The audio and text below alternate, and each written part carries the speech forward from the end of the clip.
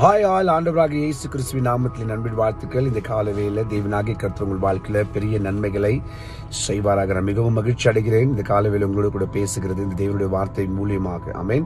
பேரடி ஆண்டுடைய வார்த்தையை கேட்க எத்தனை பேர் ஆயத்தமா இருக்கிறீங்க? கேட்கலாமா? நிச்சயமாகவே தேவனுடைய வார்த்தை நம்மளை பலப்படுத்துகிறதாக கூட இருக்கிறது. ஆமென். வாங்க கவனிக்கலாம்.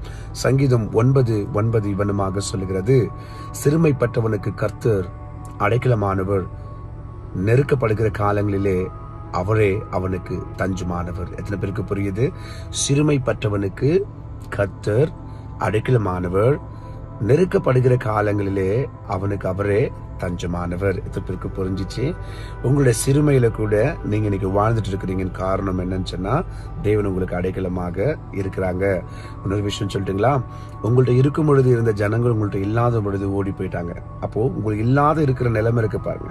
அநேக பாடுகள், பிரச்சனைகள், காசு இல்ல, பணம் இல்ல, தேவைகள் சந்திக்க முடியாத இருக்கிறீங்க. அதுக்கு பேர் தான் சிறுமை. அந்த சிறுமையில உங்க கூட யாருமே இல்லை, ஆனா எல்லாரும் ஓடி போயிட்டாங்க.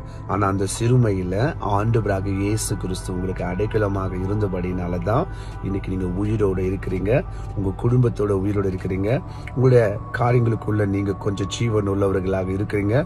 எல்லாத்துக்கும் மேல இந்த ஆண்டவருடைய வார்த்தையை நீங்க கேட்டுட்டு இருக்கிறீங்க. இன்னொரு விஷயம் சொல்லட்டுங்களா? நெருக்கப்படுகிற காலங்களிலே அவனுக்கு அவர் தான் தஞ்சமானவர். இப்ப நம்ம கூட அநேக நேரங்களில் நமக்கு நெருக்கம் வரும் பொழுது, வேதனை வரும்போது, பிரச்சனைகள் வரும் பொழுது நம்ம யார்கிட்ட போறோம்? ஏசப்படத்தானே போறோம். அந்த நேரத்தில் நம்ம போகும் பொழுது நமக்கு ஒரு சமாதானத்தை கொடுக்கிறார் இல்லையா? நமக்கு ஒரு விடுதலை கொடுக்கிறார் இல்லையா? அந்த காரியத்திலிருந்து ஏதோ ஒரு நம்ம பாருங்க, ஏதோ ஒரு யாருமே இல்லை அப்படின்னு நம்ம ஓடும் பொழுது, நம்மளை விடுவிக்க யாருமே ஓடும் பொழுது ஒருத்தர் வந்து நம்மளை அணைச்சி நான் இருக்கிறேன், கவலைப்படாது அப்படின்னு சொல்றாரு தெரியுமா? அது இப்ப தஞ்சம். அப்போ நாம எத்தனையோ நேரங்கள்ல நெருக்கப்படுகிற நேரத்துல எல்லாம் நம்ம அவரை நோக்கி கூப்பிடும் பொழுது அப்பா நம்மளுக்கு தஞ்சமாக இருந்தாரு இல்லைங்களா? அப்போ இன்றைக்கு நீங்களும் நானும் வாழ்கிறதுக்கு காரணம் இந்த கொடுமைகள் மத்தியில கூட, இந்த கொடுமையான மனுஷர்களுக்கு மத்தியில கூட, இந்த துரோகம் செய்கிற உறவுகளுக்கு மத்தியில கூட, இந்த உலகத்தில் இருக்கக்கூடிய மிகப்பெரிய கொடுமைகளுக்கு மத்தியில கூட நீயும் நானும் வாழ்கிறோம்னு சொன்னா இயேசுவோடைய அடைக்கலமும் இயேசு நமக்கு தஞ்சமா இருக்கிறதுனால மட்டுமே. எத்தனை பேருக்கு புரியுது? இன்னொரு விஷயம் சொல்லிட்டீங்களா? நீங்க இப்ப இருக்கிற இந்த சிறுமை, இந்த இல்லாம இருக்கிறீங்க பாரு, ரொம்ப கஷ்டத்துல, இது தேவைகள் சந்திக்கப்பட முடியாது, வீட்டுல ஒரு விசேஷங்கள் நடக்க முடியாம, இதெல்லாம் இப்படியே இருக்காது. இன்னைக்கு கர்த்தர் மாத்துவார். இன்னைக்கு உங்க வீட்டுக்கு ஒரு விடுதலை கர்த்தர் கொடுப்பாரு. நீங்க நினைக்கிற காரியத்தை விட ஒரு பெரிய காரியத்தை இன்னைக்கு ஆண்டவர் உங்களுக்கு செய்வார். கவனிங்களா? யாராவது வந்து உங்களுக்கு உதவி செய்யற மாதிரி கர்த்தர் செய்வார்.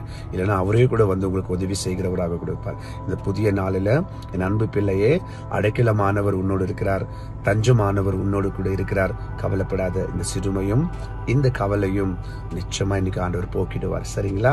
நம்ம நம்பிக்கை உள்ளவர்களாக இருப்போம் என்று சொன்னால் வேதம் சொல்லுது, நீ விசுவாசித்தால் தேவனுடைய மகிமையை காண்பாய் என்று சொல்லி இன்னைக்கு நீங்க விசுவாசிங்க. இந்த புதிய நாளில இன்னைக்கு ஆண்டவர் உங்களுக்கு அற்புதத்தை செய்வார். சரிங்களா? இன்னைக்கு உயிரோட வச்சவர் நாளைக்கு நம்மளை உயிரோட வைப்பார். இன்னைக்கு நடத்தினவர் நாளைக்கு நம்மளை நடத்துவார். இன்னைக்கு உங்களோடு கூட இருக்கிறவர் என்றென்றைக்கும் உங்களோடு கூட இருப்பார். அவர் இருக்கிற வரைக்கும் நீங்கள் அவமானம் படுவதில்லை, வெட்கப்பட்டு போவதில்லை. சரிங்களா? ஆண்டவர் உங்களுக்கு பெரிய காரியங்களை செய்ய போகிறார். வாங்க ஜெபிக்கலாமா? பரலோக பிதாவே, எங்கள் அன்பு ரட்சகராக இயேசுவே, தஞ்சமும் எங்கள் அடைக்கலமான தெய்வமே, கோடி ஸ்தோத்திரம் உமக்கு இந்த காலையில் இந்த வார்த்தை கொடுத்ததுக்காக உங்க நாம மகிமைப்பட்டும்.